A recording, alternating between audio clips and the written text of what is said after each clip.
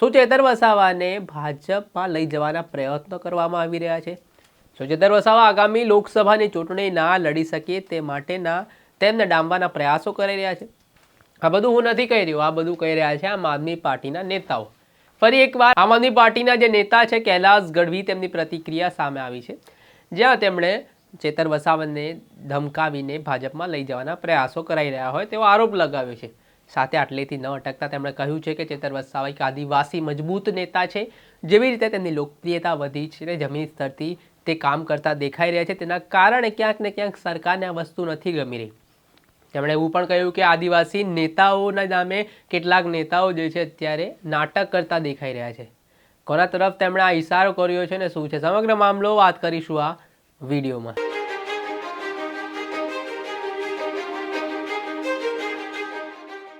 નમસ્કાર દર્શક મિત્રો, નવજીવન ન્યૂઝમાં આપનું સ્વાગત છે. હું છું ફૈઝાન.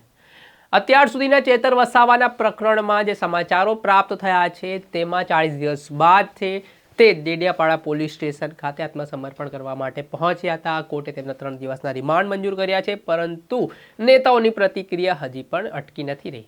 એક બાદ એક ચેતર વસાવાના સમર્થનમાં જે આદિવાસી સમાજના આગેવાનો હોય, આમ આદમી પાર્ટીના નેતાઓ હોય, તે પ્રતિક્રિયા આપી રહ્યા છે અને સત્તા પક્ષ ઉપર સીધા પ્રહારો કરી રહ્યા છે. જેમાં આમ આદમી પાર્ટીના નેતા કૈલાસ ગઢવીની પ્રતિક્રિયા સામે આવી છે અને તેમણે ફરી એકવાર સરકાર સામે પ્રહારો કર્યા છે અને કહ્યું છે કે ચેતર વસાવાને ભાજપમાં લઈ જવાના પ્રયત્નો કરવામાં આવી રહ્યા છે, તેના માટે તેમને ડરાવી ધમકાવી ખોટા કેસ કરવામાં આવી રહ્યા છે.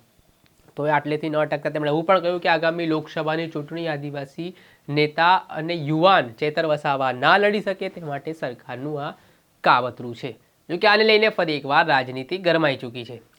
કૈલાસ ગઢવી છે તેમના દ્વારા એવા પણ આક્ષેપો કરવામાં આવે છે કે કેટલાક આદિવાસી નેતા બનીને બેઠા છે ને નાટકો કરી રહ્યા છે, પરંતુ જે ખરેખર આ જે આદિવાસીઓના મુદ્દા હોય, તેમના પ્રાણ પ્રશ્નો હોય, તેમને પડતી હાલાકી હોય, તેમના માટે ચેતર વસાવા ખુલીને મેદાને આવે છે અને સરકાર સામે પોતાનો વિરોધ નોંધાવે છે. તેના કારણે તેમની લોકપ્રિયતા જે વધી રહી છે તે સરકારને ગમી રહી નથી.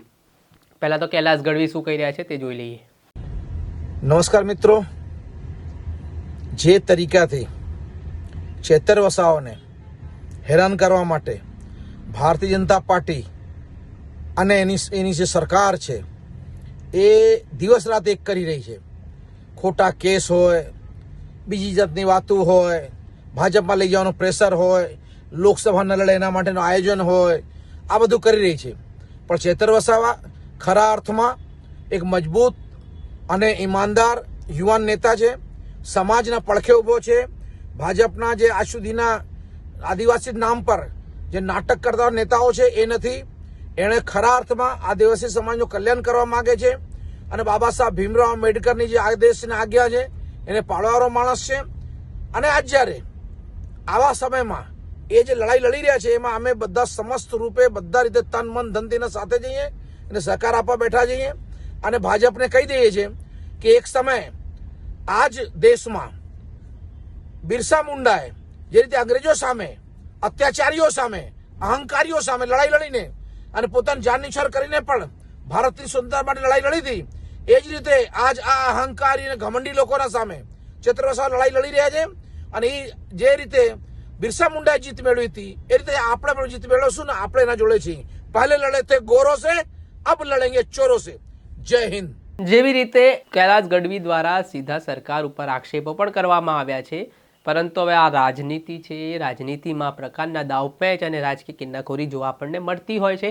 શું હું તમારે ત્યાં પ્રશ્ન કરું છું કે આ ખરેખર જે કૈલાસ ગઢવી કહી રહ્યા છે આ વાત સાચી છે? શું ચેતર વસાવાને લોકસભાની ચૂંટણી લડવાથી રોકવામાં આવી રહ્યા છે? કેમ કે તેમના આક્ષેપો છે તે ખૂબ જ ગંભીર માનવામાં આવી રહ્યા છે. તેને જ લઈને હવે જોવાનું એ રહ્યું આ લોકસભાની ચૂંટણી પહેલાં જે માહોલ છે ડેડિયાપાડામાં બની રહ્યો છે, નર્મદા જિલ્લામાં બની રહ્યો છે, પરંતુ ભરૂચમાં કયા પ્રકારની સ્થિતિ ચેતર વસાવાને લઈને જોવા મળે છે તે સમય જ બતાવશે. પરંતુ જે પ્રકારની પરિસ્થિતિ જોવા મળી રહી છે તેના ઉપરથી અંદાજ લગાવી શકાય છે કે ડેડિયાપાડામાં જે દિવસે ચેતર વસાવા હાજર થવાના હતા ત્યારે લોકોનો માનવ મહેરામણ ડેડિયાપાડામાં ઉમટી પડ્યો હતો. એટલે એના ઉપરથી સ્પષ્ટ કરી શકાય કે ચેતર વસાવાની ક્યાંક ને ક્યાંક લોકપ્રિયતા તો ખૂબ જ છે, જેના કારણે 2024ની લોકસભાની ચૂંટણીમાં આમ આદમી પાર્ટીએ તેમને પોતાના લોકસભાના દાવેદાર ઘોષિત કરી દીધા છે. શું લાગે છે આગામી સમયમાં ચેતર વસાવા ચૂંટણી લડશે કે પછી ચેતર વસાવાના વિકલ્પમાં તેમના પત્ની ચૂંટણી લડશે? એ આગામી સમય જ બતાવશે. દર્શક મિત્રો, અત્યાર સુધીમાં બસ આટલું. આવા નવા વિડીયો સાથે આપણે માહિતગાર કરતા રહીશું. નવજીવન ન્યૂઝની ચેનલને લાઇક કરો, સબસ્ક્રાઇબ કરો અને શેર કરવાનું ભૂલતા નહીં. નમસ્કાર.